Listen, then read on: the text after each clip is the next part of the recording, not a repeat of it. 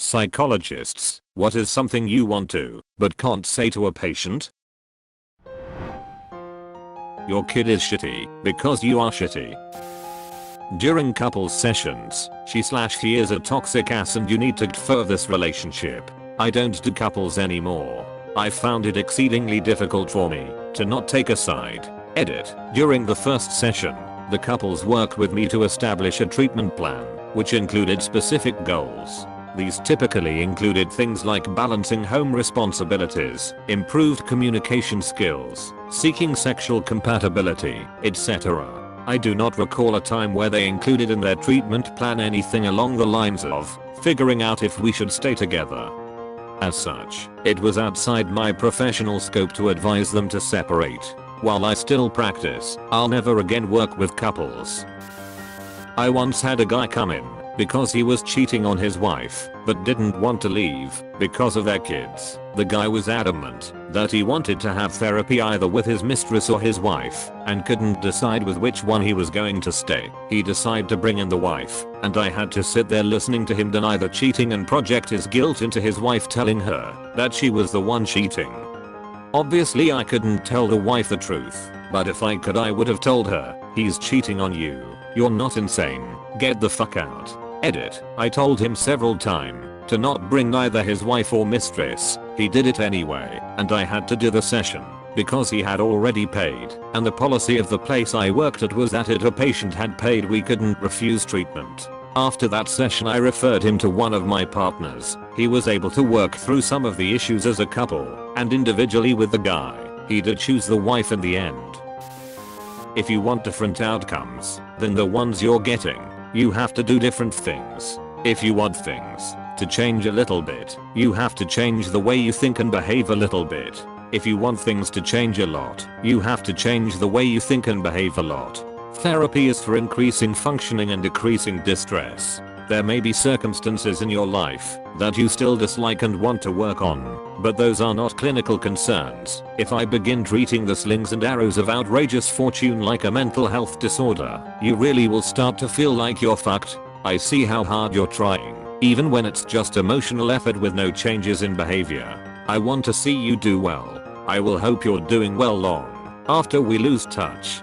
Seeing you get better, even a little bit, is the best part of my job. You're doing all the right things, but your parents are vile and incompetent, and having you in therapy with me is not going to change that. If you want to have some of the things your peers have, partners, jobs, in-person friends, educational attainments, outdoor hobbies, etc., there is good chance your 8 to 12 hour daily marathon of gaming is holding you back. It's not the size of the change you make, it's the consistency. If you've identified something as good for you, keep doing it. If you've identified something as bad for you, stop doing it.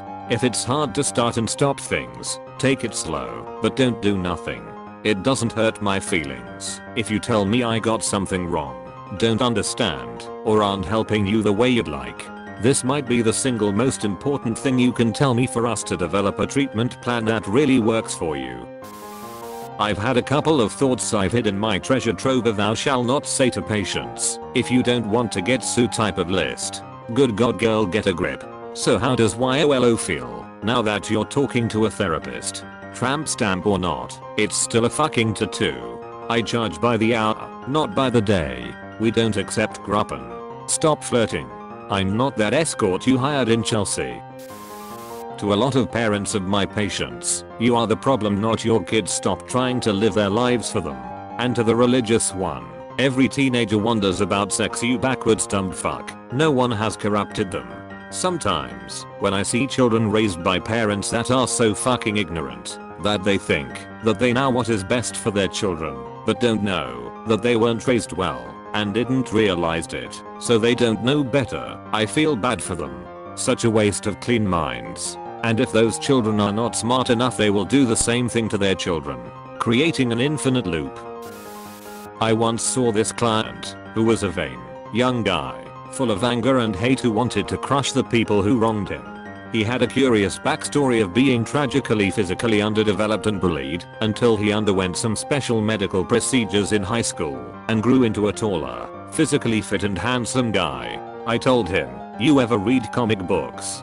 Because you remind me a lot of a supervillain. Of course, I went on to explain what I meant by that, and to ensure he was benefiting from looking at his behavior and emotion regulation from a new perspective. I was rather proud of that one, and my supervisor at the time acknowledged that he didn't think he could say something like that.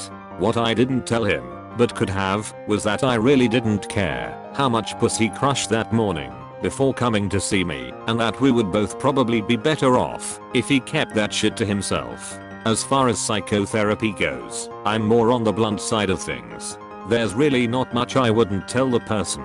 You just have to find the right way to make it helpful to their treatment goals and delivered in a way they can digest and understand, hence the therapeutic part. I think I'm talking to the wrong half of your relationship. You're a grown man. Stop making your problems your mother's problems. She's got good intentions, but she's enabling all your worst behaviors and addictions, and you know that you're taking advantage of that. To the mom, there's no medal for loving your son the most. You are an enabler. You acknowledge this, which is a good first step, but if it does not change your behavior towards him, it's meaningless. Stop making excuses for him. Stop letting him take advantage of you. Because if you don't, the rest of your family has stated that they are going to limit contact with you. You're risking relationships with every other person in your life for an exploitative codependent one with your son. The most common.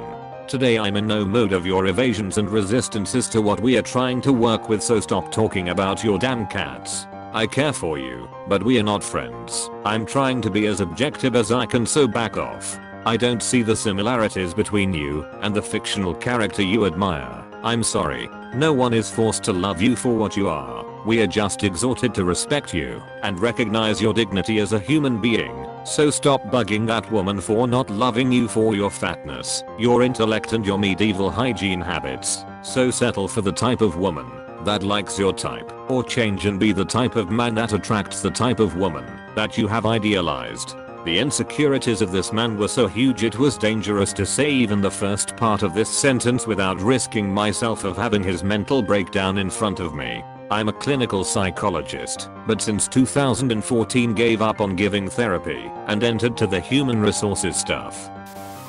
You need to break up with him for the sake of your sanity. I have a very strong ethic in regards to telling the patient what to do. I'll do it when their life is at stake, but they have the right to make horrible decisions, and I'm not taking advantage of their vulnerable states to stop them.